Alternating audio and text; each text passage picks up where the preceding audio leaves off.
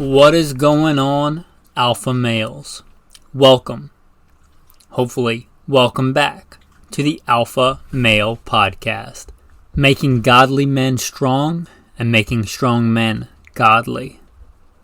After all, we are made in the image of God, strong, dominant, and we don't apologize for it.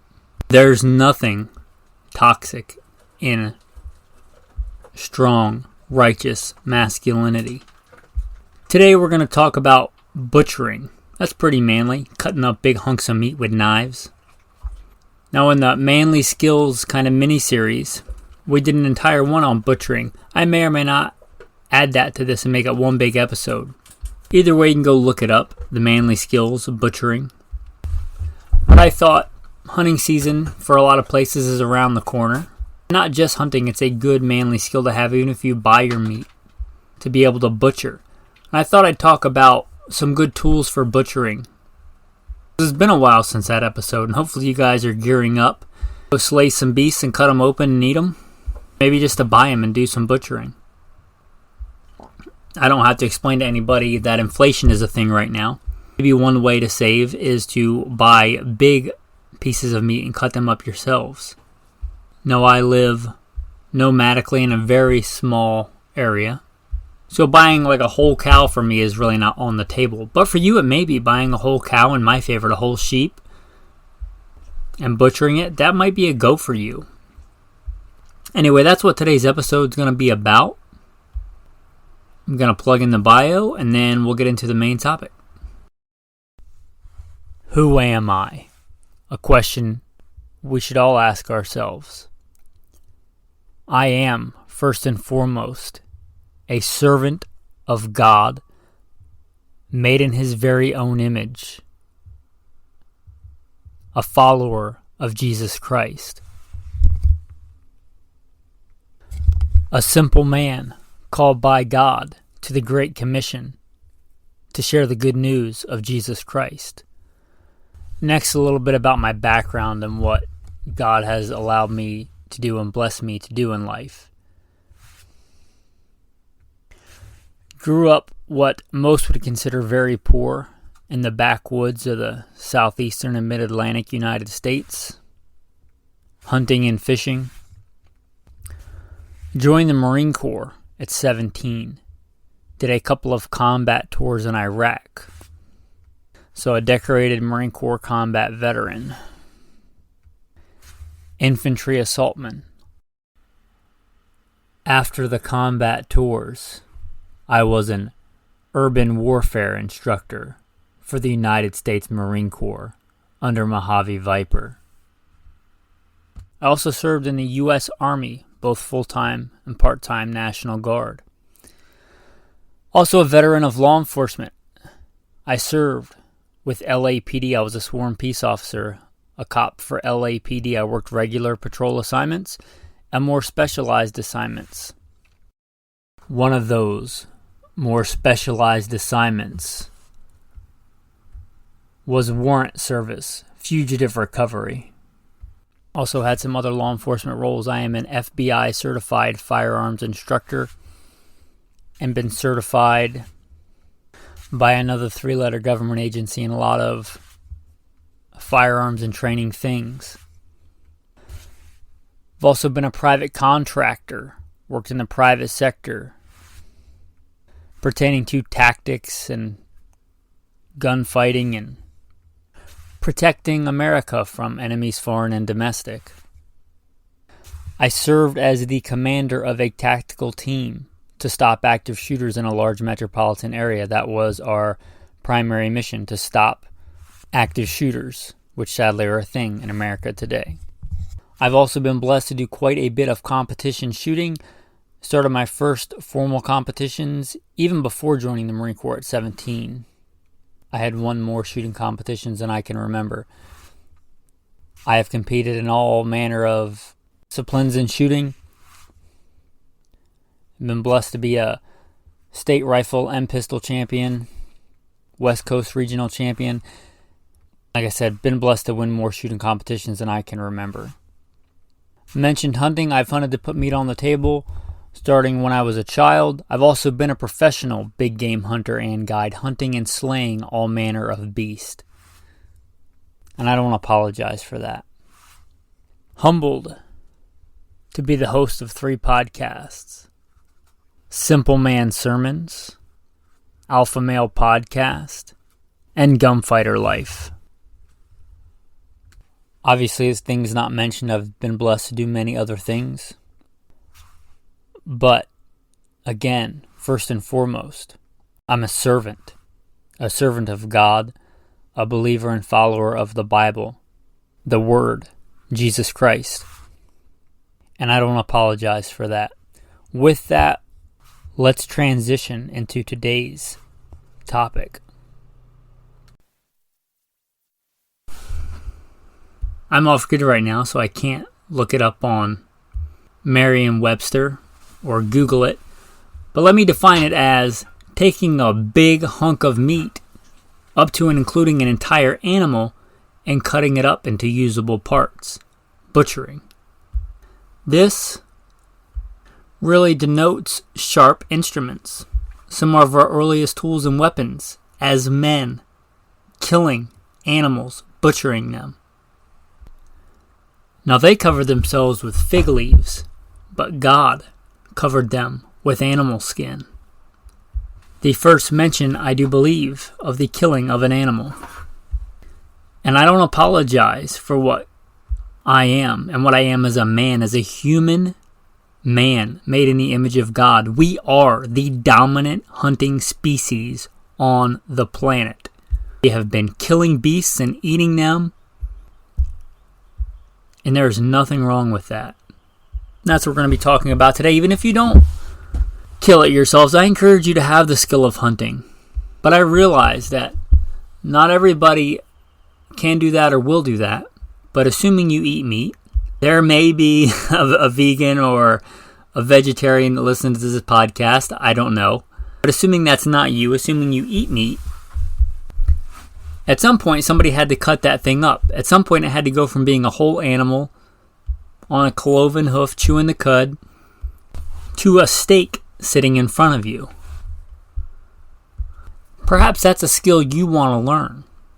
Whether you just go to the store to save money and buy a whole chicken and butcher it yourself, or a whole turkey after whatever season there's a bunch of turkeys frozen, you get them for super cheap.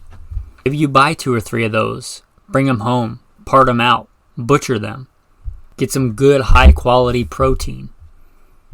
Anyway, one of the things that started this episode, getting this podcast off the ground, I am living off grid to cut down on cost of living. My wife graciously living with us. One of the things we kind of needed recently was a good knife in the kitchen. The ones that we had really weren't cutting it. Literally. So I went through my kit from when I was a professional big game hunter and guide. As you might imagine, I did a lot of butchering there. And I grabbed the knife. I figured better to have something and use it than have something just sitting, waiting to be used. It's one of my all-time favorite butchering knives. And that is the Sharp Finger. In fact, I just went and grabbed it out of the kitchen drawer. Schrade. There may be some other makers that make the Sharp Finger knife, but if you do a quick search, you'll see what I'm talking about. And this design is just ingenious. Literally grab it in your hand and you run your index finger up it, and it kind of becomes an extension of your finger and makes your finger sharp. It is fantastic for doing finer work with meat, with removing it from bone, with removing hide. It is fantastic. Again, that's the Sharp Finger. It is a beautiful design. In fact, I gave it to my wife to use. Now it's going to be in the kitchen knife unless I'm doing a big hunting excursion or something. And she used it and she said it was almost too good. She wasn't used to a knife working that well. She wasn't used to it. It's a fantastic design. They're not overly expensive. They're not some giant knife, some giant cleaver. They're just really handy. Anyway, that's the first one I thought about. Now, I must digress and say, when I was a professional hunter and guider, just going out on my own, and what I would recommend to you, just a good all-around knife. And my number one recommendation has been for a long time and is still going to be the Buck 110 Slim.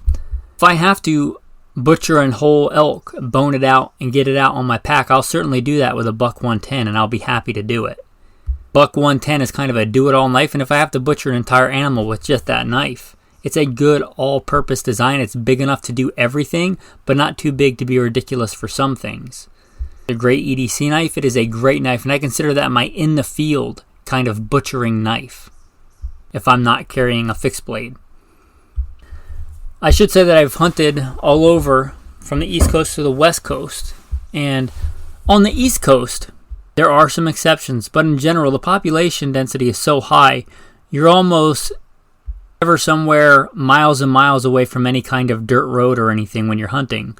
And the terrain is usually fairly flat compared to like the Rocky Mountains. So a lot of times when you shoot a deer or a medium-sized game animal there, you will drag it. You might gut it, you might not, but you'll generally drag it to the nearest road and pick it up in a vehicle. In that sort of situation, you can usually bring it back to a shed or something and have all the tools at your disposal that you want. And that's great. Out west, that is not the case. Population density is much lower. You could literally sometimes walk for weeks and weeks, maybe longer, and never see another human, another road, anything like that. And the terrain can be quite treacherous and steep, and you're not dragging an animal out from that. It's not before it goes bad and spoils. So the technique out there, as opposed to dragging a hole or calling a buddy and dragging it out, the technique there is to usually bone out the entire animal, meaning take the meat off the bone in the field and pack it out on your back. Different techniques, different styles. I have done both. When I was a professional hunter and guide taking out clients, I'll call them gentleman clients. A lot of times they would come in, fly in, whatever, and hunting and get them through the hunt. Good people usually. Really nice people. But in general, they shot the animal and you guys tracked it down, and then they might go back to get a snack, get some rest, get whatever, maybe have a drink in the evening, sit by a fire. And with very few exceptions, it was your job to butcher that animal and package it up. Sometimes we'd send it out for sausage and get that stuff made elsewhere. Even though I like doing it, it just generally didn't have enough time. Getting that animal, literally the meat from the hoof, to packaged up in butcher paper and cellophane or whatever, that was the guide's job. And I like butchering, so I'm not going to complain about it. I really liked it. But it's quite a lot of work in a day when, let's say, you have a buffalo and an elk and a couple of deer. You have to get that meat from off the hoof to packaged. And that gave me quite a lot of experience doing this on deer-sized animals and up to bison. It's a big animal. So I'm going to go through some of the things that I would use, what their uses are, why you might want to consider them. I would love to do a video series maybe for the patrons one day. Probably not anytime soon, but for people that have never butchered an animal, or maybe an easier way to do it, the gutless method if you're going to bone it out in the field, things like that. But it's kind of hard to do in an audio format. So I'm just going to go through some of the tools, hopefully by the blessings of eloquence of speech, communicate with you guys what I'm talking about, some techniques and some ways to butcher. I talked about that field knife, that Buck 110 Slim. I also just did a recent episode on large fixed blade knives. That'll certainly work for a lot of utility tasks, but honestly, if I had to pick between a Buck 110 and a big fixed blade knife for, let's say, boning out an elk, I want the Buck 110 Slim. It's a good all-around knife, although sometimes I want a bigger knife for bigger tasks. A lot of times I just want that small handy knife for smaller tasks. Removing a leg bone and keeping the meat on it. Or about reaching my hands up into a chest cavity. I like heart. I like liver. Busting a bunch of stuff open and getting those delicious organs out of there in one piece. For that I want a knife about the size of a Buck 110. For my field butchering, that is going to be my number one recommendation. My do-it-all in life if you only have one. That Buck 110 has that classic clip point blade, which I like. It'll kind of work like a sharp finger, but not exactly. Anyway, a good knife or something similar size to that. I'm going to start by saying gut hooks to me are kind of a gimmick. I have never to my knowledge, ever used a gut hook. You don't need a gut hook. Having a gut hook on a knife doesn't make it bad. I'm just saying, even if it was on there, I don't think I would use it. I can never remember using one. I know it, therefore I know how they work. I just don't really see the point of them. Talked about the sharp finger.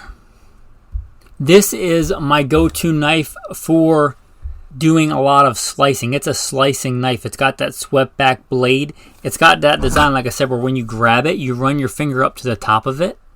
It's got a very sharp point. If you put your finger on the top of it, you don't have to worry about poking into anything you're not supposed to. And if you move your finger back, it's very good for poking into things you want to poke into. Again, that design itself is just great. It wouldn't be a great all-around knife like the Buck 110. Don't know that I would trust that tip. Let's say if I was trying to remove a hip socket from an elk to shove it in there and pry like I would a Buck 110 or whatever.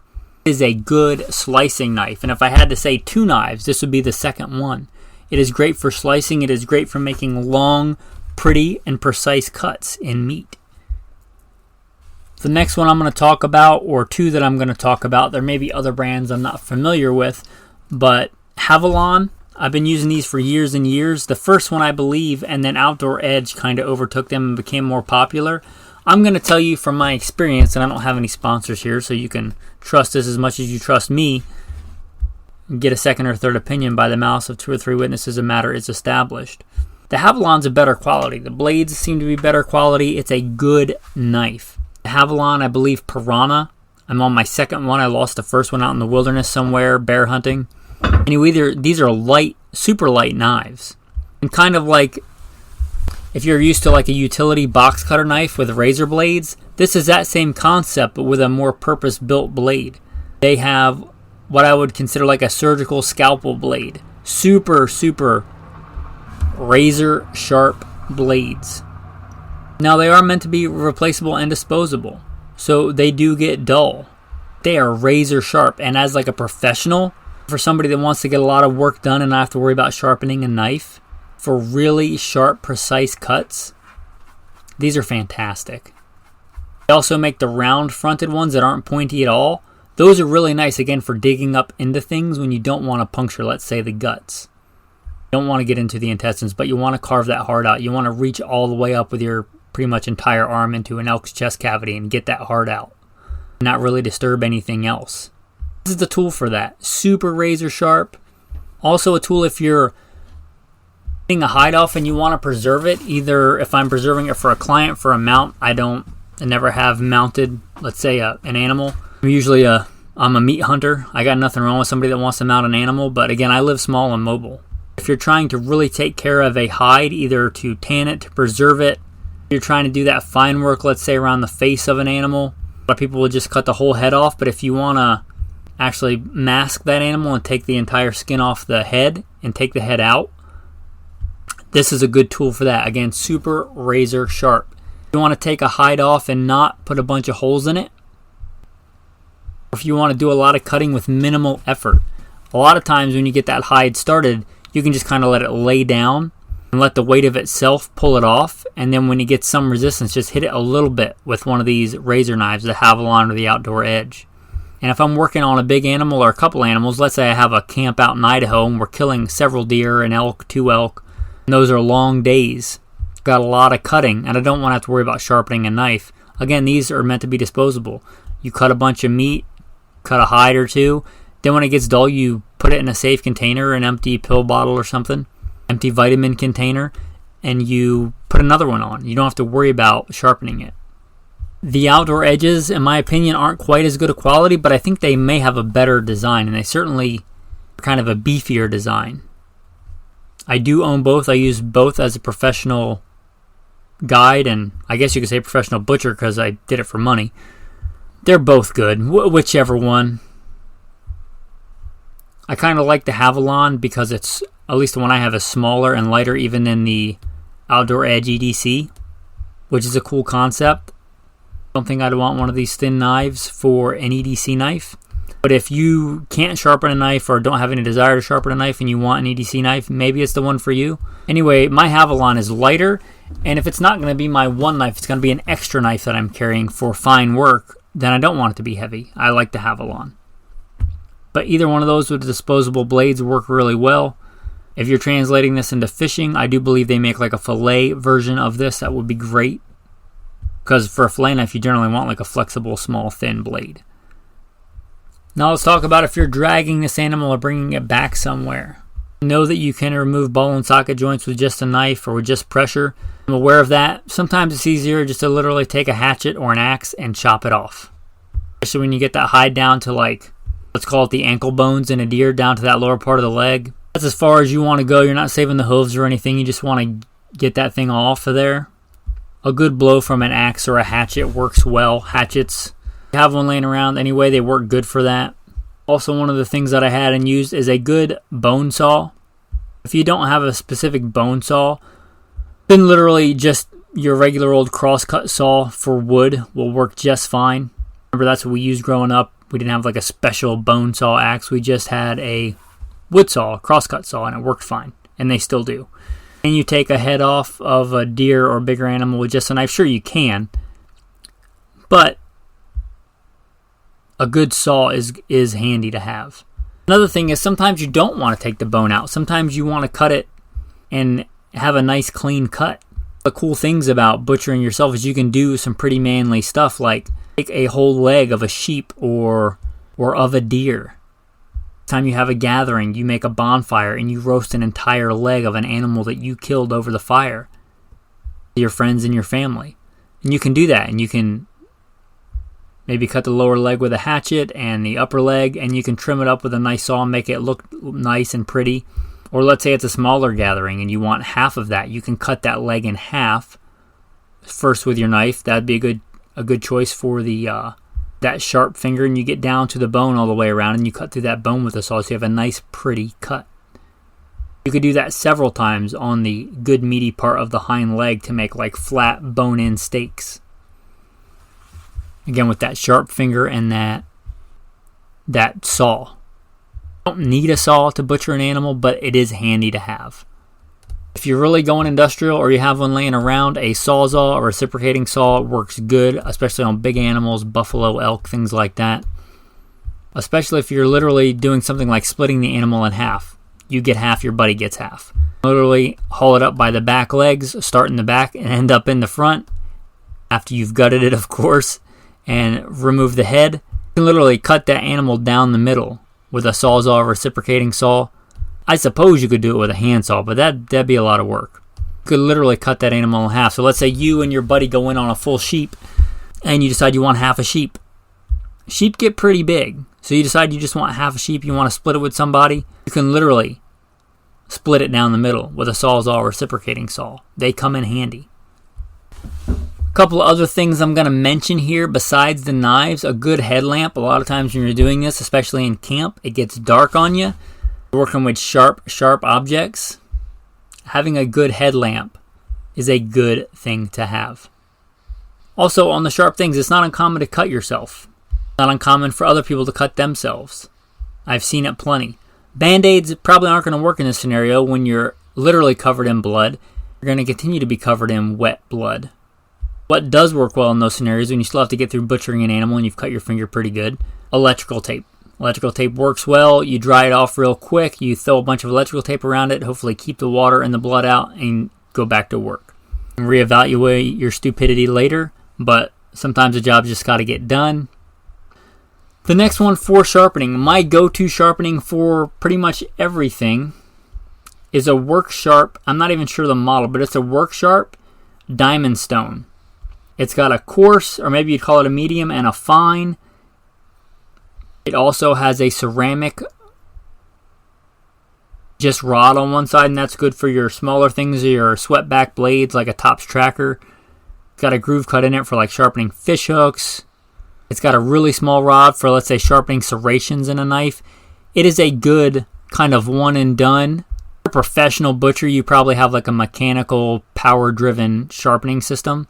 But for anything shy of that, these are awesome. I don't get any sponsors from any of these guys or anything like that. Just of all the things I've ever used, this is my one and only kind of sharpening thing that I use, and I use it all the time. The thing I like about it is it has your 20-degree guides. which is kind of your general go-to knife sharpening angle. And you can hold it against there and start and hopefully keep that angle as you're sharpening the knife. Anyway, I like it. I like it a lot. Don't remember it being overly expensive. If you're looking for a good way to sharpen knives, I'd recommend it. Anyway, hopefully you've been inspired by this episode. Even if it's just going to wherever people go, Costco or Sam's Club, and buying big hunks of meat and starting there. Or buying a whole turkey or a whole chicken and starting there. Maybe talking to, a local butcher or something, and you have, some people coming over. You want a little bit more meat. Say, hey, can I buy an entire rack of beef ribs before you cut them up? And, trying that. Again, I primarily do this with animals that I kill or a client killed or something like that. But also very practical for homesteading, for any of those kind of things. This is one of those skills you can always get better at it, but you can't really screw it up. If you're taking meat off the bone, then you're kind of doing your job. It might not be the prettiest, but if you take meat, cut it up, throw it on a fire, and eat it, then you did your job. Don't be afraid to get in there. Don't be afraid to mess up. Anyway, hopefully this has inspired you to maybe try butchering. I guess it's probably not for everybody, but don't think that you have to buy meat in a styrofoam tray wrapped in cellophane. There are other, and I dare say better, ways to get meat. With that, man, I'm going to transition out of the main body of the episode here.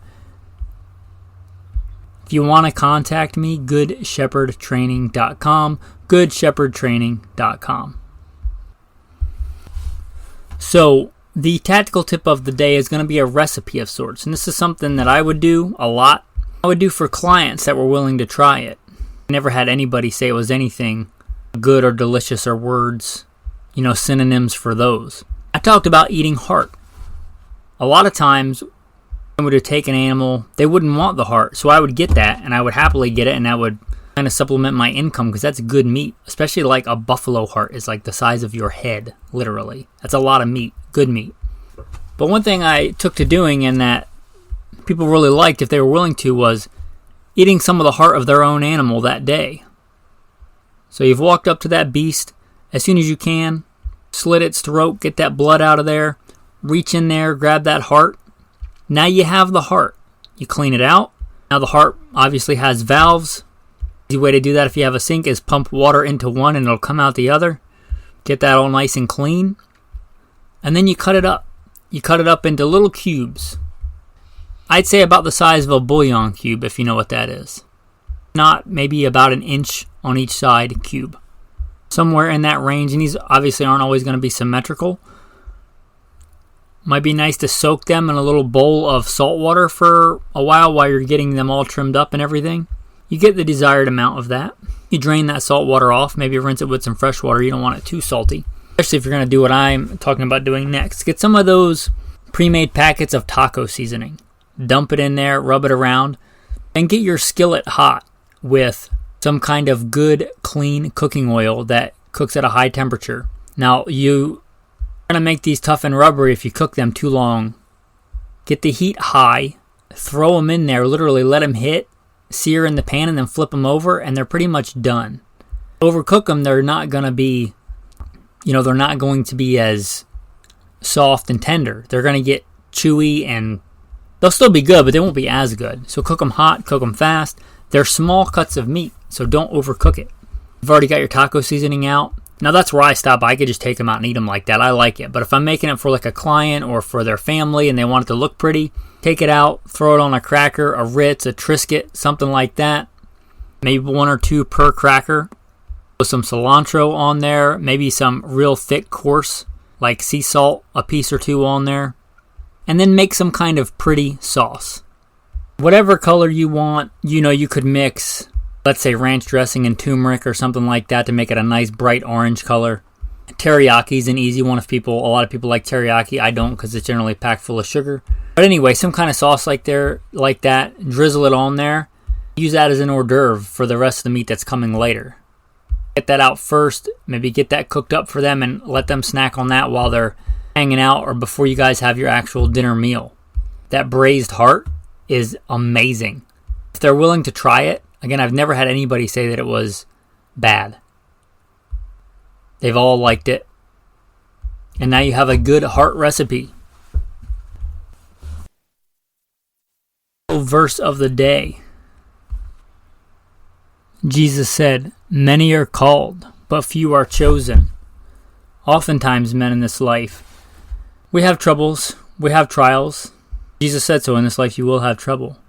But be of good cheer, I have overcome the world. Many are called, he says, but few are chosen. Whatever else you might be going through, remember, if you are covered by the blood of Jesus Christ, Yeshua Messiah, the Son of God, redeeming you from your sin, the blood of the Lamb of God who takes away the sin of the world. You are covered by that blood. You have been chosen. You are special. That's what holy means, special, set apart. Remember that. Hopefully that helps you, whatever you're going through, walk through life with a little bit more joy and more peace. With that, men, thanks for listening and have a blessed day.